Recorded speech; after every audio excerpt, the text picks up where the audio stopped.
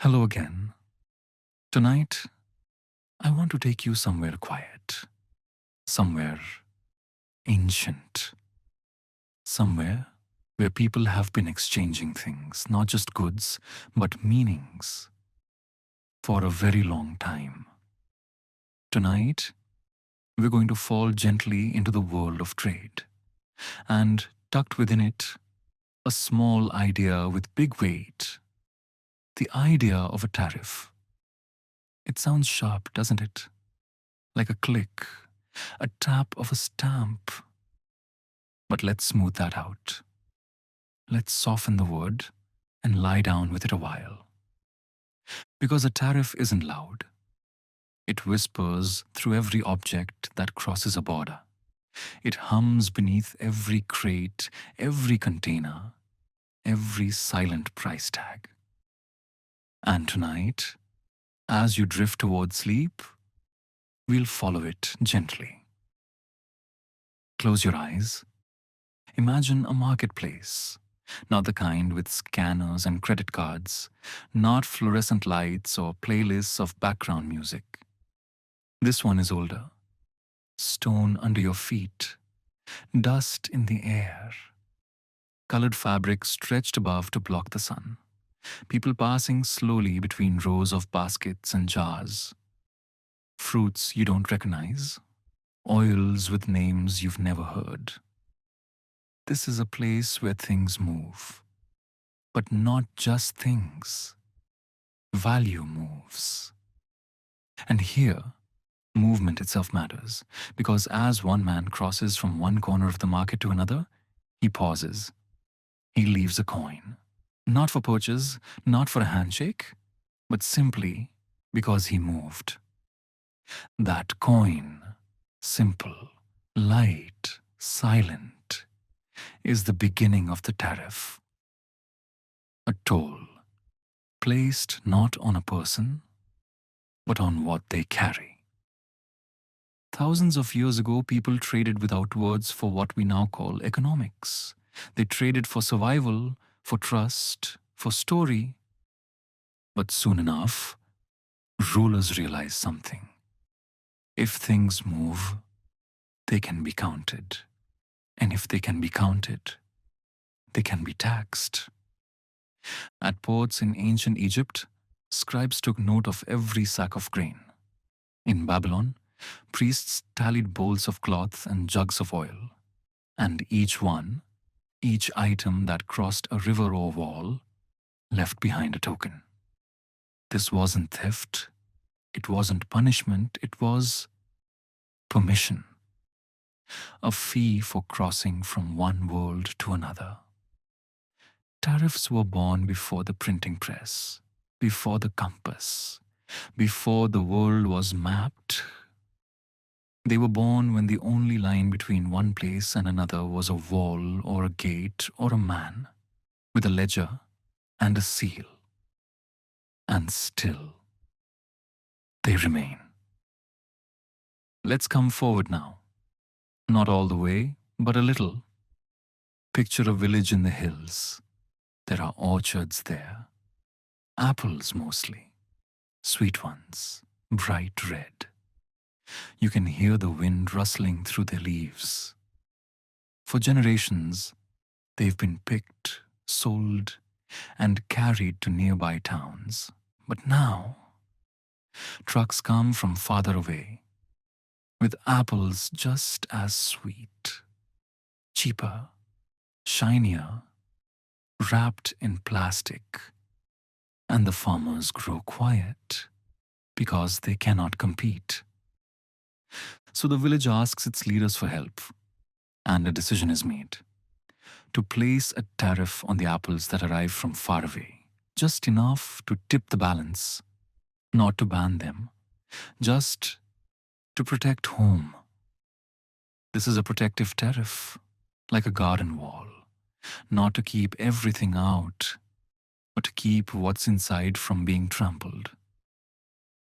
But protection is never neutral, because those apples from far away, they cost more now. And the townspeople, they feel it. A few coins more, a few baskets less. So tariffs, like fences, change things, not just at the edges, but at the heart. Now picture something else. Two countries far apart, but connected by wires and ships. One decides to place a tariff on imported wheat. The other, in response, places one on steel. A whisper, then an echo, then another. This is not war, but it is tension. A kind of conversation, but with numbers instead of words, with consequences instead of tone. These are retaliatory tariffs, responses, moves on a quiet chessboard the public rarely sees. The wheat still grows, the steel is still strong, but their prices bend and warp and shift, and beneath it all, the people adjusting quietly. Now, let's slow down even more. Let's walk into a kitchen. Not yours, not mine, but somewhere far from here. There's a mother making tea. On the counter is a small bottle of insulin. She picks it up, checks the label, counts how much is left. She's used to budgeting, but this month, it costs more. What she doesn't see is a new tariff, a policy meant to encourage local factories. But the factory hasn't opened yet, and her son needs the medicine now. Somewhere else, a school tries to order laptops, but they're imported, and suddenly, the price has risen. So they wait. Students write on paper again. Lessons stretch thin. The tariff was meant to build something, but in the meantime, it withheld something. Tariffs are not inherently cruel, but they are not always kind. Wherever there are walls, there are people finding cracks. Smugglers, traders, creatives. Imagine a boat under moonlight. It lists on quiet water. The manifest says wool, salt, books. But hidden below the crates, lace, tea, forbidden herbs. This is not always crime. Sometimes it's a dance, a way of breathing around a border.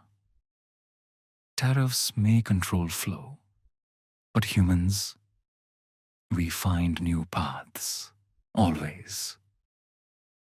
Now, imagine the opposite. A world without tariffs, none at all. Ships come and go, no tolls, no customs, no invisible hands nudging the scale. Prices fall, choices bloom. The market is free. But some factories close.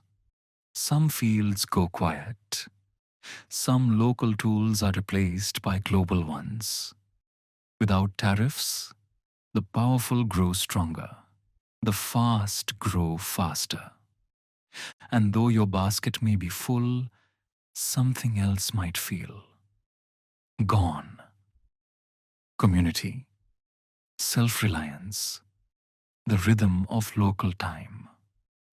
Tariffs, when gentle, are a way of saying, not too fast. Let us breathe. Let us protect what's still growing. Not all walls are prisons. Some are gardens. And so we return to the marketplace, to the docks, to the border. Tariffs are not villains. They are tools. They say, this matters to us. This should grow. This, maybe, should pause. They are decisions made quietly, sometimes wisely, sometimes not, but always with consequences. So the next time you unwrap something simple, a chocolate bar, a pair of socks, a book, you might ask, where did this come from? And did it cross a gate? And if it did, what toll did it pay? Sleep now. Let your mind drift through ports and policies. Let it trace the paths of oranges and oil and letters carried across oceans. And remember, the world is stitched together not just by trade, but by the choices we make around it. And some of those choices are called tariffs. Good night.